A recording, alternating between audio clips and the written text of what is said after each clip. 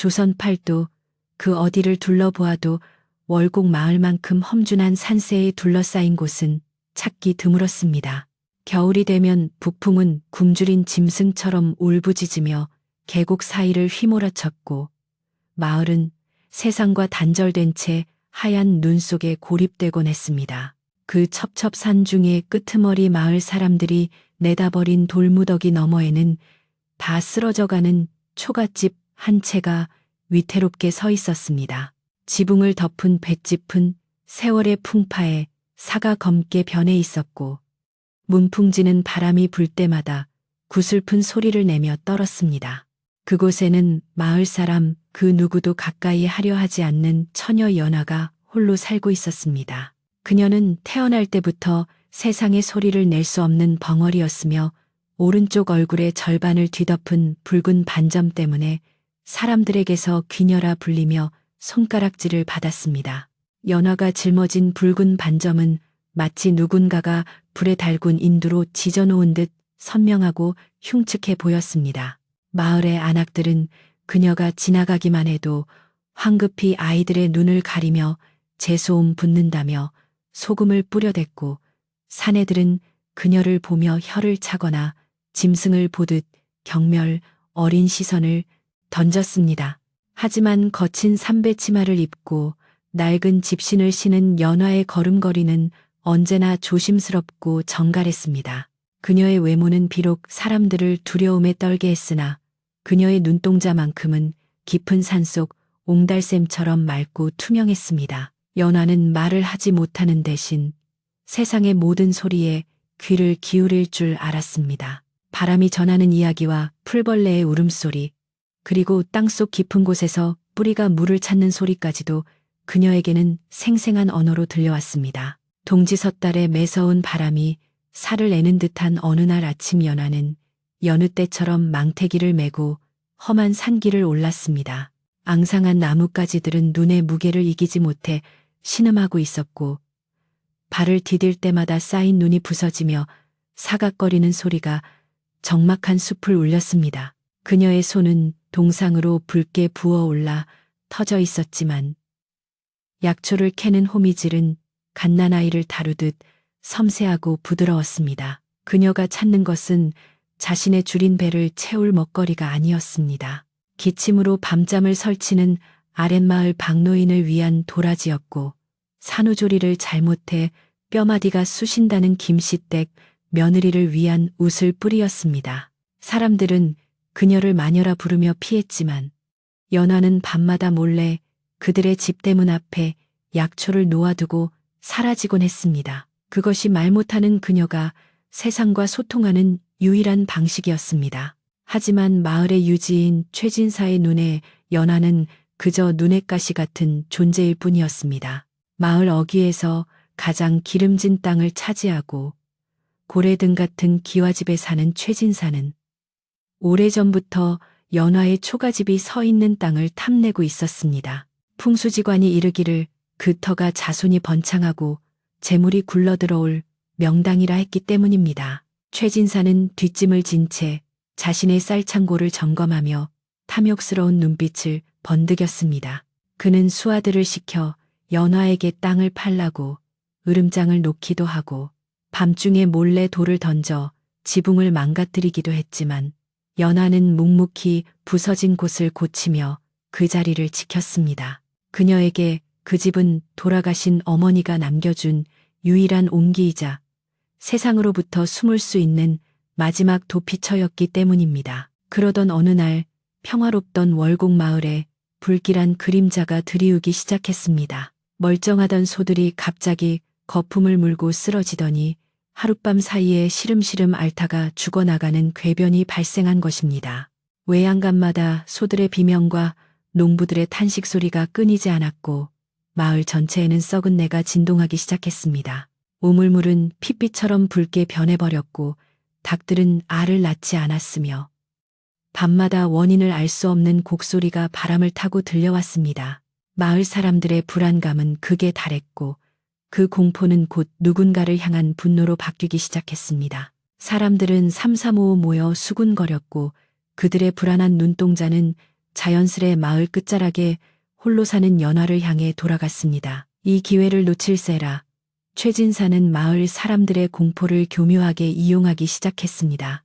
그는 마을 회관 앞 정자나무 아래 사람들을 불러 모으고는 엄숙한 표정으로 입을 열었습니다. 이것은 단순한 병이 아니라 하늘이 노하여 내린 벌이라며 마을에 부정을 타는 존재가 있어 산신령이 노한 것이라고 목소리를 높였습니다. 최진사의 옆에는 화려한 색동옷을 입고 방울을 든 무당이 서서 기괴한 춤을 추며 분위기를 고조시켰습니다. 무당은 날카로운 쇳소리로 주문을 외우며 작두 위를 펄쩍펄쩍 뛰다가 갑자기 눈을 뒤집어 까고는 연화의 집쪽을 손가락질했습니다. 저기 붉은 흉터를 가진 계집이 재앙을 불러왔다며 귀신 시인년을 내치지 않으면 마을 전체가 몰살당할 것이라고 저주를 퍼부었습니다. 무당의 서슬퍼런 외침에 마을 사람들의 이성은 마른 장작에 불이 붙듯 순식간에 타올랐습니다. 평소 연화가 가져다 준 약초로 병을 고쳤던 사람들조차 공포에 질려 그녀를 의심하기 시작했습니다. 어쩐지 그년이 지나가면 뒷목이 서늘하더라니 내가 그럴 줄 알았다며 사람들은 서로 맞장구를 쳤습니다. 그들은 자신들의 불행과 공포를 쏟아부을 대상이 필요했고 말 한마디 못하는 연화는 그들에게 가장 손쉬운 희생양이었습니다. 최진사는 흡족한 미소를 지으며 사람들에게 횃불과 몽둥이를 들 것을 종용했습니다. 오늘 밤 당장 그 부정한 기운을 몰아내지 않으면 내일은 우리 자식들이 죽어나갈 것이라며 사람들의 공포심을 부채질했습니다. 그 시각 연화는 자신의 초가집 부엌에서 약탕기를 다리고 있었습니다. 아침에 캐온 약초들을 정성스레 씻어 넣고 부채질을 하는 그녀의 이마에는 송글송글 땀이 맺혀 있었습니다. 방 안 가득 퍼지는 쌉싸름한 약초 냄새가 그녀의 마음을 차분하게 가라앉혀 주었습니다. 그녀는 문 밖에서 들려오는 웅성거림과 붉게 타오르는 횃불의 기운을 감지했지만 애써 모른 척하려 했습니다. 탕약이 끓어오르는 소리가 마치 자신의 불안한 심장 박동 소리처럼 들렸습니다. 연화는 떨리는 손으로 옷깃을 여미며 벽에 걸린 어머니의 낡은 거울을 바라보았습니다. 거울 속에 비친 자신의 얼굴 반쪽을 덮은 붉은 반점이 오늘따라 더욱 핏빛으로 붉게 빛나고 있었습니다. 마을 사람들의 고함 소리가 점점 가까워지더니 이내 돌멩이 하나가 날아와 부엌의 문창호지를 뚫고 들어왔습니다. 와장창하는 소리와 함께 약탕기가 엎어졌고 뜨거운 약물이 바닥으로 쏟아져 내렸습니다. 연화는 놀란 가슴을 부여잡고 구석으로 몸을 피했습니다. 밖에서는 문을 부술듯이 두드리는 소리와 함께 온갖 욕설이 쏟아져 들어왔습니다. 귀신 씨인 연화, 당장 나와라. 우리 마을에서 썩 꺼지라는 고함 소리가 밤하늘을 찢을 듯 울려 퍼졌습니다. 연화는 입술을 깨물며 눈물을 삼켰습니다. 자신이 무슨 잘못을 했기에 이런 미움을 받아야 하는지 그녀는 도무지 알 수가 없었습니다. 그저 남들과 조금 다르게 태어난 것뿐인데 그것이 이토록 큰 죄가 되는 것인지 하늘에 묻고 싶었지만 목소리는 목구멍 안에서만 맴돌 뿐이었습니다. 최진사는 대문 밖에서 뒷짐을 진 채 하인들에게 지시를 내렸습니다. 집을 불태워서라도 끌어내라는 그의 명령에 하인들은 횃불을 초가 지붕 위로 던지기 시작했습니다. 메마른 뒷집에 불이 옮겨붙자 매캐한 연기가 순식간에 집 안으로 스며들었습니다. 연화는 더 이상 숨어 있을 수 없음을 직감했습니다. 그녀는 본능적으로 방 안으로 뛰어들어가 가장 아끼는 물건들을 챙겼습니다. 어머니가 물려주신 낡은 은침이 든 주머니와 겨우내 모아둔 희귀한 약초 씨앗이 든 작은 호리병이 전부였습니다. 불길은 무섭게 타오르며 천장을 핥았고 열기가 그녀의 피부를 따갑게 만들었습니다. 연화는 기침을 토해내며 뒷문을 통해 허겁지겁 밖으로 뛰쳐나갔습니다. 뒷산으로 이어지는 오솔길은 칠흑 같은 어둠에 잠겨 있었습니다.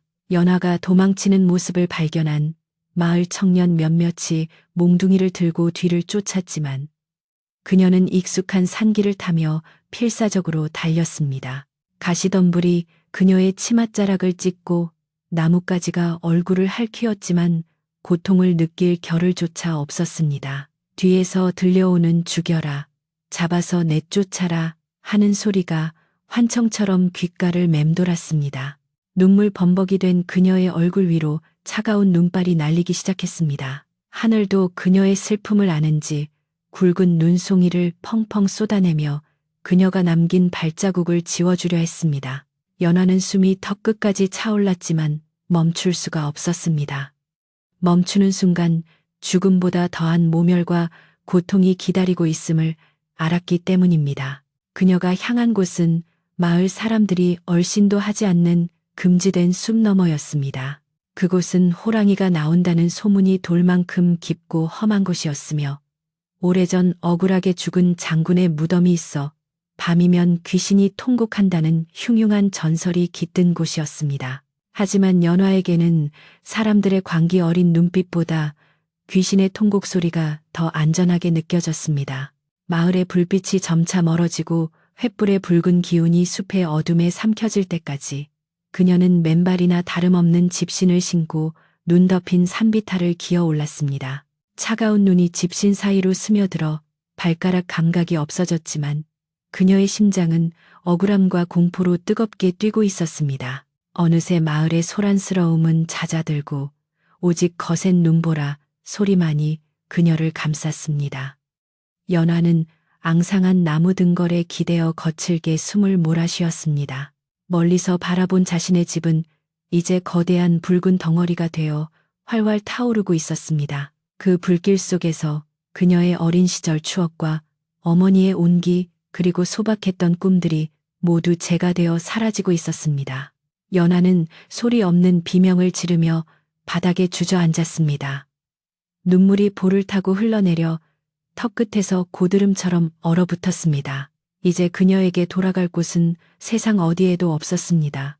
오직 차가운 밤과 끝을 알 수 없는 숲, 그리고 살을 내는 듯한 추위만이 그녀의 유일한 벗이 되어 곁을 지킬 뿐이었습니다. 월곡 마을 사람들의 횃불과 고함 소리가 눈보라 너머로 까마득히 멀어질 즈음 연화는 금기시되던 숲의 깊은 심장부로 들어서고 있었습니다. 이곳은 대낮에도 해가 들지 않을 만큼 울창한 침엽수들이 하늘을 가리고 있었고 짐승조차 숨을 죽이는 적막만이 감돌았습니다. 마을 어른들은 이곳을 장군숲이라 부르며 두려워했는데 아주 오래전 역적으로 몰려 억울하게 참수당한 장군의 시신이 이곳 어딘가에 버려졌다는 전설 때문이었습니다. 연화의 발은 이미 감각을 잃어 나무 토막처럼 굳어 있었지만 그녀는 멈추지 않고 본능적으로 바람을 피할 곳을 찾아 헤맸습니다. 앙상한 가지들이 마치 죽은 자들의 손가락처럼 그녀의 옷자락을 잡아 끌었고 어디선가 들려오는 부엉이 소리가 그녀의 등골을 서늘하게 만들었습니다. 한참을 헤매던 연화의 눈앞에 거대한 바위 그림자가 나타났습니다. 가까이 다가가 보니 그것은 사람의 형상을 한 낡은 석상과 이끼 낀 비석이었습니다. 세월의 무게를 이기지 못해 비석은 반쯤 기울어져 있었고 글자는 마모되어 알아볼 수 없었으나 그 기운만큼은 예사롭지 않았습니다. 이곳이 바로 마을 사람들이 입에 담기조차 꺼리던 장군의 무덤이었습니다. 평소라면 두려움에 떨며 도망쳤을 테지만 지금 연화에게는 산 사람들의 증오보다 죽은 자의 침묵이 더 안전하게 느껴졌습니다. 그녀는 비석 뒤편 바람을 막아주는 오목한 곳에 털썩 주저앉았습니다. 긴장이 풀리자 참았던 눈물이 왈칵 쏟아졌고 서러움이 북받쳐 올라 소리 없는 오열을 토해냈습니다. 그때였습니다. 눈물 젖은 연화의 시야에 하얀 눈밭 위로 붉게 번져가는 기이한 얼룩이 들어왔습니다. 처음에는 산짐승이 사냥을 한 흔적이라 생각하여 몸을 움츠렸으나 자세히 보니 그것은 사람의 형상이었습니다. 무덤 앞 평평한 상석 옆에 푸른 비단 옷을 입은 한 사내가 쓰러져 있었습니다. 연화는 두려움을 무릅쓰고 조심스레 그에게 다가갔습니다. 사내는 갓이 벗겨져 머리가 헝클어져 있었고 어깨와 다리에서는 검붉은 피가 계속해서 흘러나와 주변의 눈을 붉게 물들이고 있었습니다. 그의 주변에는 찢어진 서책들과 진보다리가 흩어져 있어 산적을 만난 것이 분명해 보였습니다. 연화는 떨리는 손을 뻗어 사내의 코 밑에 대보았습니다. 미약하게나마 따뜻한 숨결이 느껴졌습니다. 아직 살아있다는 사실에 안도감과 동시에 덜컥 겁이 났습니다. 이 깊은 산속에서 피를 흘리며 죽어가는 사람을 혼자 힘으로 살려낼 수 있을지 막막했기 때문입니다. 하지만 그녀는 망설일 시간이 없다는 것을 알았습니다. 사내의 얼굴은 이미 핏기를 잃어 창백했고 입술은 보랏빛으로 변해 있었습니다. 연화는 자신의 처지도 잊은 채 본능적으로 의원으로서의 의무감에 사로잡혔습니다. 그녀는 얼어붙은 손을 비벼 열을 낸 뒤 사내의 온몸을 주무르기 시작했습니다. 사내의 옷고름을 풀고 상처를 살피니 날카로운 칼에 베인 자상이 깊었습니다. 피 냄새가 진동을 하자 숲속 어딘가에서 짐승들의 거친 숨소리가 들려오기 시작했습니다. 피 냄새를 맡은 늑대들이 몰려오고 있는 것이었습니다. 연화는 소름이 돋았지만 도망칠 생각은 하지 않았습니다. 그녀는 품속에서 소중히 간직해온 침통을 꺼냈습니다. 달빛에 반사된 은침이 차갑게 빛났습니다. 그녀는 숨을 깊게 들이마시며 마음을 다잡았습니다. 손끝에 온 정신을 집중하여 지혈을 위한 혈자리를 찾아 침을 놓기 시작했습니다. 그녀의 손길은 빠르고 정확했지만 늑대들의 울음소리는 점점 더 가까워지고 있었습니다. 어둠 속에서 푸른 안광들이 하나둘씩 나타나기 시작했습니다. 굶주린 늑대 무리가 연화와 쓰러진 사내를 포위하며 서서히 조여오고 있었습니다. 늑대들은 입가에 침을 흘리며 낮은 으르렁거림으로 위협했고 연화는 사내의 몸을 자신의 작고 여린 몸으로 감싸 안았습니다. 무기가 될 만한 것이라고는 손에 쥔 작은 은침 하나뿐이었습니다. 그녀는 공포에 질려 눈을 질끈 감고 마음속으로 간절히 빌었습니다. 제발 이 사람만이라도 살려주세요. 억울하게 죽은 장군님 부디 저희를 굽어 살펴주소서. 늑대 한 마리가 뒷다리에 힘을 주며 당장이라도 달려들 기세로 튀어올랐습니다. 바로 그 순간 믿을 수 없는 일이 벌어졌습니다. 칠흑 같은 어둠을 뚫고 무덤의 봉분 위에서 파르르니 떨리는 푸른 불꽃 하나가 피어올랐습니다. 그것은 일반적인 불이 아니었습니다. 차갑지만 따뜻하고 기이하지만 성스러운 도깨비 불이었습니다. 불꽃은 하나가 둘이 되고 둘이 셋이 되어 순식간에 수십 개로 불어나더니 연화와 사내의 주변을 둥글게 감싸며 빙글빙글 돌기 시작했습니다. 늑대들이 놀라 뒷걸음질 쳤습니다.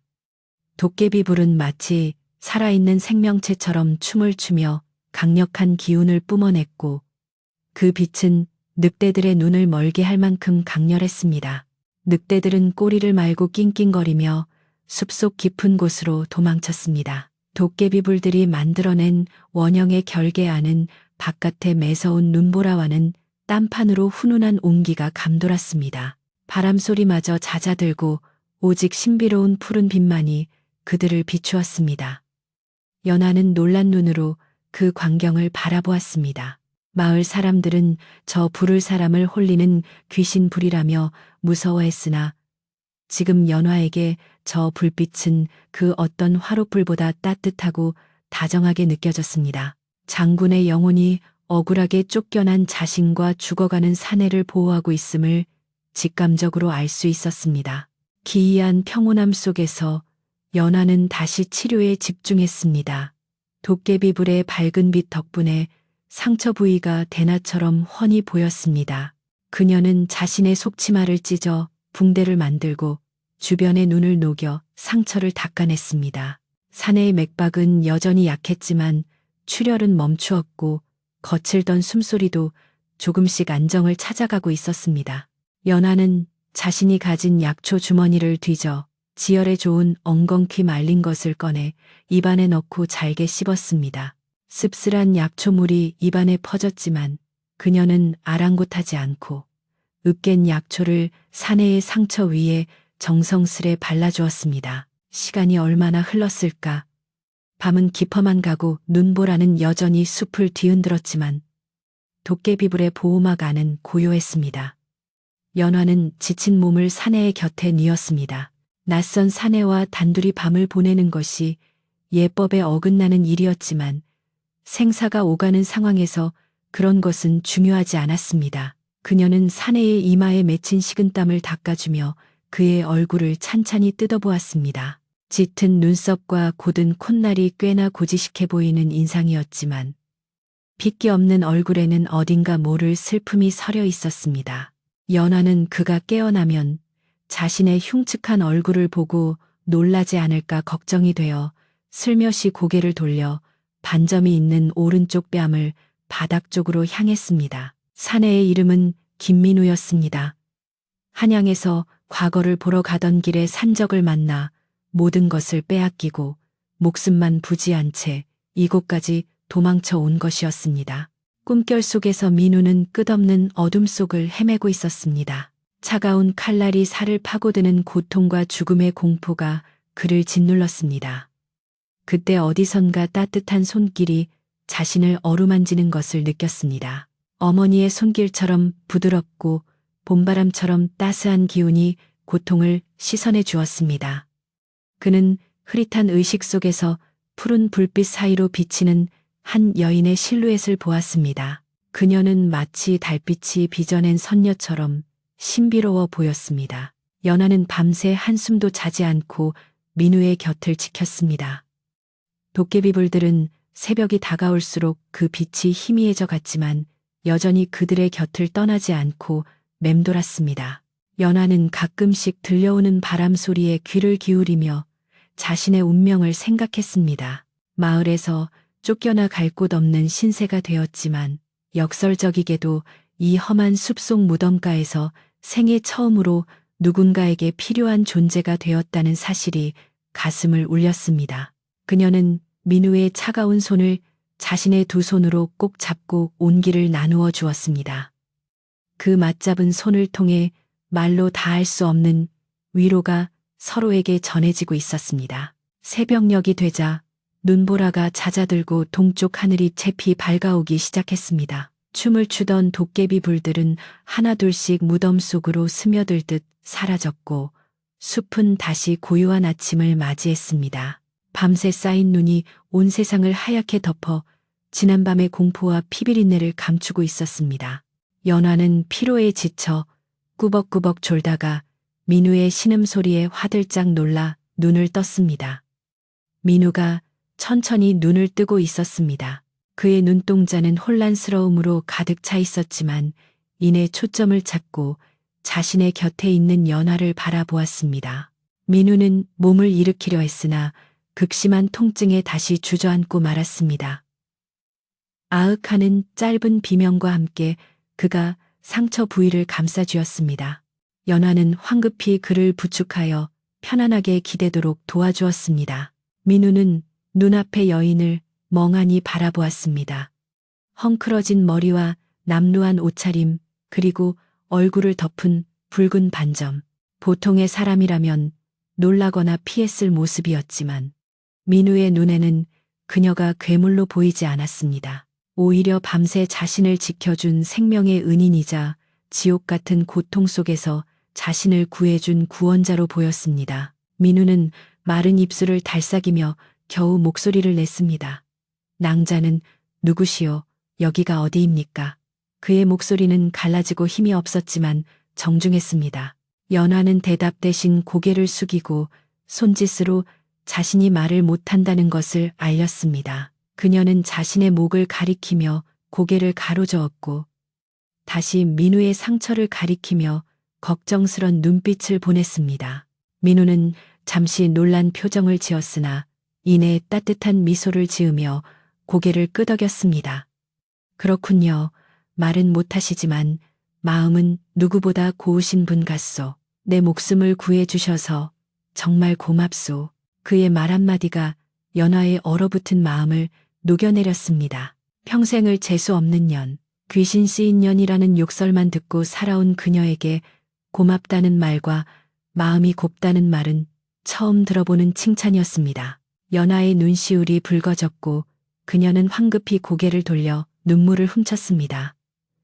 민우는 그런 그녀의 뒷모습을 보며 기이한 연민과 호감을 느꼈습니다. 그는 자신이 살아남은 것이 기적임을 깨달았고 그 기적의 중심에 이 여인이 있음을 알았습니다. 주변을 둘러본 그는 자신들이 무덤가에 있다는 사실을 알게 되었지만 이상하게도 두려움은 느껴지지 않았습니다. 연화는 주섬주섬 짐을 챙겨 민우에게 건넸습니다. 보찜 속에 남아있던 말린 곶감 하나를 꺼내 그에게 내밀었습니다. 배고픔과 갈증에 시달리던 민우는 그것을 받아들고 허겁지겁 베어 물었습니다. 달콤한 맛이 입안에 퍼지자 정신이 좀 더 맑아지는 것 같았습니다. 그는 연화에게도 권했지만 그녀는 배가 고프지 않다는 듯 손사래를 쳤습니다. 사실 그녀 역시 며칠을 굶었지만 환자인 그를 위해 양보한 것이었습니다. 두 사람 사이에는 말이 없어도 통하는 무언가가 흐르고 있었습니다. 차가운 무덤가의 아침 공기 속에서 두 사람은 서로를 의지하며 새로운 인연의 싹을 틔우고 있었습니다. 이제 해가 완전히 떠올라 숲속의 눈 결정이 보석처럼 반짝였습니다. 연화는 민우를 부축하여 무덤 옆의 작은 동굴로 거처를 옮기기로 했습니다. 눈보라를 피하기 위해 임시로 지은 거처였지만 두 사람에게는 소중한 보금자리가 될 곳이었습니다. 민우는 연화의 어깨에 기대어 절뚝거리며 걸음을 옮겼습니다. 그녀의 작은 어깨가 생각보다 단단하게 느껴졌습니다. 장군 무덤의 비석이 햇살을 받아 반짝였고 마치 그들을 흐뭇하게 바라보는 듯한 착각이 들었습니다. 그렇게 두 사람의 기묘하고도 아름다운 동거가 시작되고 있었습니다. 차가운 겨울바람이 서서히 잦아들고 장군 숲의 나무들 사이로 따스한 봄 햇살이 스며들기 시작했습니다. 눈이 녹은 자리에는 파릇파릇한 새싹들이 수줍게 고개를 내밀었고 얼어붙었던 계곡물은 졸졸거리며 생명의 노래를 불렀습니다. 연화와 민우가 머무는 무덤가 동굴 앞에도 봄 기운이 감돌았습니다. 두 사람이 함께 보낸 시간은 그 혹독했던 추위를 녹일 만큼 따뜻하고 깊었습니다. 민우의 상처는 연화의 지극정성 덕분에 기적처럼 빠르게 아물어갔습니다. 연화는 매일 아침 이슬이 마르기 전 숲을 돌아다니며 귀한 약초를 캐왔고 민우는 그런 그녀를 보며 생명의 경이로움을 느꼈습니다. 그는 더 이상 연화의 붉은 반점을 보지 않았습니다. 대신 약초를 다듬는 그녀의 야무진 손끝과 그 손길에 담긴 간절한 마음을 보았습니다. 어느 날 오후 따사로운 햇살 아래서 민우는 나뭇가지를 들어 땅바닥에 글자를 쓰기 시작했습니다. 그는 연화에게 글을 가르쳐 주기로 마음 먹었습니다. 비록 소리는 낼 수 없지만 그녀의 마음속에 담긴 수만 가지 이야기들을 세상 밖으로 꺼내주고 싶었기 때문입니다. 민우는 흙바닥에 하늘천 따지를 쓰며 글자의 이치를 설명했고 연화는 반짝이는 눈으로 그 움직임을 쫓았습니다. 그녀의 습득력은 놀라울 정도로 빨랐습니다. 붓 대신 숫덩이를 쥐고 서툴게나마 자신의 이름을 써내려가는 연화의 손은 떨리고 있었지만 그 표정은 세상을 다 얻은 듯 환희에 차 있었습니다. 연꽃, 연낸, 꽃, 화화. 진흙 속에서도 맑고 향기로운 꽃을 피운다는 뜻이요. 낭자의 이름처럼 낭자는 이 험한 숲속에서도 가장 아름다운 꽃을 피워냈소. 민우의 부드러운 목소리에 연화의 볼이 발그레하게 물들었습니다. 그녀는 땅바닥에 고맙습니다라고 삐뚤빼뚤하게 적어 보였습니다. 말은 오가지 않았지만 두 사람 사이에는 그 어떤 화려한 언변보다 깊은 진심이 흐르고 있었습니다. 민우는 연화가 끓여준 쑥국을 먹으며 잃어버렸던 건강과 웃음을 되찾았고 연화는 민우를 통해 자신이 더 이상 쓸모없는 존재가 아님을 깨달았습니다. 세상이 버린 두 사람은 서로에게 세상 그 자체가 되어 주었습니다. 그러나 평화는 그리 오래가지 않았습니다. 산 아래쪽에서 요란한 말발굽 소리와 사냥개들이 짖어대는 소리가 들려오더니 숲의 정적을 무참히 깨뜨렸습니다. 봄을 맞아 사냥을 나온 최진사와 그의 일행들이었습니다. 최진사는 윤기 흐르는 비단 옷에 호피를 두르고 거만한 표정으로 말을 타고 있었으며 그 뒤를 수많은 하인과 사냥꾼들이 따르고 있었습니다. 그 중에는 최진사가 끔찍이 아끼는 늦둥이 외아들인 7살배기 동석이도 포함되어 있었습니다. 숲을 휘젓고 다니던 사냥개들이 냄새를 맡고 컹컹거리며 연화와 민우가 있는 동굴 쪽으로 달려왔습니다. 이게 무슨 냄새냐? 짐승 냄새가 아니라 사람 냄새가 나는구나.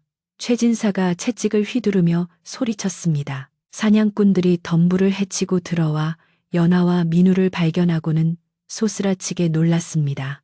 죽은 줄 알았던 귀녀가 낯선 사내와 함께 있는 모습은 그들에게 충격 그 자체였습니다. 최진사는 말에서 내려 거드름을 피우며 그들에게 다가왔습니다. 그의 눈은 연하를 보자마자 경멸과 혐오로 일그러졌고 멀쩡한 허우대의 민우를 보고는 음흉한 의심을 품었습니다. 허허, 이게 누구신가?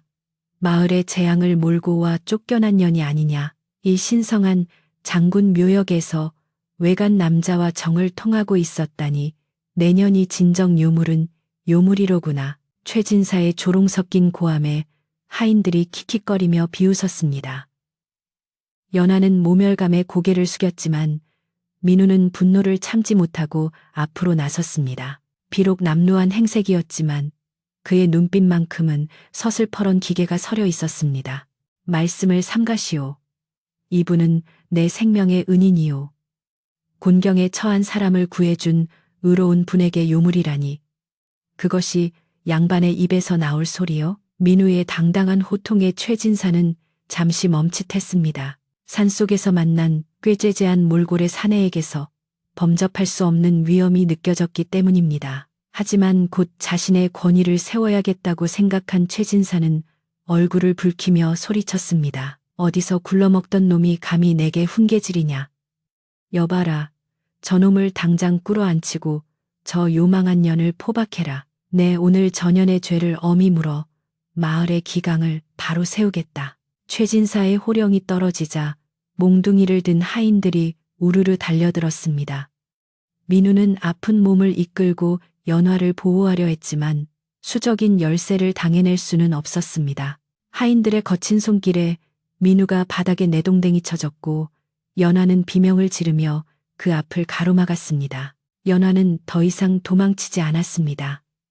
그녀는 양팔을 벌려 쓰러진 민우를 감쌌습니다. 두려움에 떨면서도 그녀의 눈빛은 결코 물러서지 않겠다는 의지로 타오르고 있었습니다. 평생을 숨죽여 살아온 그녀가 처음으로 세상의 부당함에 맞서 고개를 든 순간이었습니다. 그녀의 흉측한 반점이 햇빛을 받아 붉게 빛났지만 그 순간만큼은 그 어떤 장수보다 용맹해 보였습니다. 최진사는 그 기세에 눌려 뒷걸음질 치면서도 자존심 때문에 더욱 악을 썼습니다.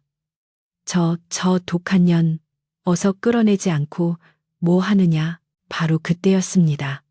숲을 울리는 날카로운 비명소리가 들려왔습니다. 아, 아버님, 사람 살려요. 소리의 주인공은 덤불숲에서 놀던 최진사의 아들 동석이었습니다. 모든 시선이 그쪽으로 쏠렸습니다. 아이는 바닥에 주저앉아 엉엉 울고 있었고 그의 종아리에는 시퍼런 이빨 자국이 선명했습니다. 풀숲 사이로 맹독을 가진 살모사 한 마리가 스르르 사라지는 것이 보였습니다. 동석아, 이게 무슨 일이냐. 최진사는 사색이 되어 아이에게 달려갔습니다.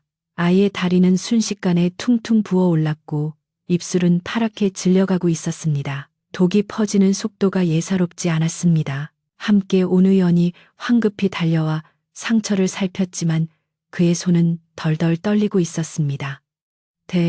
대감마님, 이 독사는 칠보사입니다. 물리면 7 발자국을 떼기도 전에 죽는다는 맹독입니다. 지금 해독제가 없어 손을 쓸 수가 없습니다. 의원의 절망적인 말에 최진사는 하늘이 무너지는 듯 털썩 주저앉았습니다. 이 돌팔이 놈아, 내 아들이 죽으면 너도 죽는 줄 알아라. 어서 살려내라. 어서. 최진사는 미친 사람처럼 고래고래 소리를 질렀지만 의원은 고개만 조아릴 뿐 아무것도 하지 못했습니다. 아이의 숨소리는 점점 거칠어졌고 눈동자가 뒤집히기 시작했습니다. 마을 사람들과 하인들도 발만 동동 구를 뿐 감히 나서는 이가 없었습니다. 죽음의 그림자가 아이를 덮치고 있었습니다. 그 혼란의 순간 연화가 자리에서 벌떡 일어났습니다. 그녀는 자신을 잡고 있던 하인들을 뿌리치고 아이 쪽으로 달려갔습니다. 전현이 또 무슨 짓을 하려고 하인들이 막아서려 했지만 민우가 소리쳤습니다. 비켜라. 이 아이를 살릴 사람은 오직 연화 낭자뿐이다. 민우의 확신에 찬 목소리에 사람들이 주춤하는 사이 연화는 아이의 곁에 무릎을 꿇었습니다. 그녀는 지체 없이 자신의 치맛자락을 찢어 아이의 허벅지를 단단히 묶어 독이 심장으로 퍼지는 것을 막았습니다. 연화는 품속에서 은침을 꺼냈습니다. 그녀의 손놀림은 신속하고 정확했습니다. 독이 퍼진 부위 주변의 혈자리에 침을 놓아 나쁜 피가 뭉치게 한 뒤 그녀는 주저없이 입을 아이의 상처 부위에 갖다 대었습니다. 아니, 전현이 감히 귀한 도련님의 몸에 누군가 소리쳤지만 최진사는 넋이 나간 채 그 광경을 바라볼 뿐이었습니다. 연화는 씁쓸하고 비릿한 독혈을 입으로 빨아내어 바닥에 뱉어내기를 수차례 반복했습니다. 그녀의 입가에도 검붉은 피가 묻어났지만 멈추지 않았습니다. 독을 어느 정도 빨아낸 연화는 망태기에서 말려둔 약초 하나를 꺼냈습니다. 그것은 숲속 그늘진 곳에서만 자라는 희귀한 해독초인 자주쓴풀이었습니다. 그녀는 약초를 입에 넣어 잘게 씹은 뒤 으깨진 약초를 아이의 상처 위에 붙였습니다. 그리고 다시 한번 침을 놓아 기혈을 소통시켰습니다. 그녀의 이마에는 땀방울이 비오듯 흘러내렸고 호흡은 가빴지만 눈빛만은 흔들림 없이 차분했습니다. 주변은 숨소리 하나 들리지 않을 만큼 고요해졌습니다. 모두가 마른 침을 삼키며 죽어가는 아이와 그 아이를 살리려는 마녀를 지켜보았습니다. 얼마나 시간이 지났을까? 파랗게 질려있던 아이의 얼굴에 서서히 혈색이 돌아오기 시작했습니다. 꽉 막혀있던 숨통이 트이며 아이가 으앙하고 울음을 터뜨렸습니다. 살았다. 도련님이 살아나셨다. 하인들이 환호성을 질렀습니다. 의원은 믿을 수 없다는 듯 입을 다물지 못했고 최진사는 아이를 끌어안고 엉엉 울음을 터뜨렸습니다. 연화는 그제야 긴장이 풀린 듯 바닥에 힘없이 주저앉았습니다. 독기운이 조금 스며들었는지 현기증이 일었지만 그녀는 희미한 미소를 지으며 아이가 무사함을 확인했습니다. 최진사는 아이를 진정시킨 후 천천히 고개를 들어 연화를 바라보았습니다. 방금 전까지 요물이라며 죽이려 했던 그 여인이 자신의 하나뿐인 아들을 살려낸 것이었습니다. 그의 눈동자는 혼란과 당혹감으로 흔들렸습니다. 짐승보다 못하게 여겼던 존재에게 가장 큰 빚을 지게 된 상황을 받아들이기 힘든 듯 했습니다. 주변의 하인들과 사냥꾼들도 더 이상 연화를 혐오스러운 눈빛으로 보지 못했습니다. 그들의 눈에는 경외심과 부끄러움이 교차하고 있었습니다.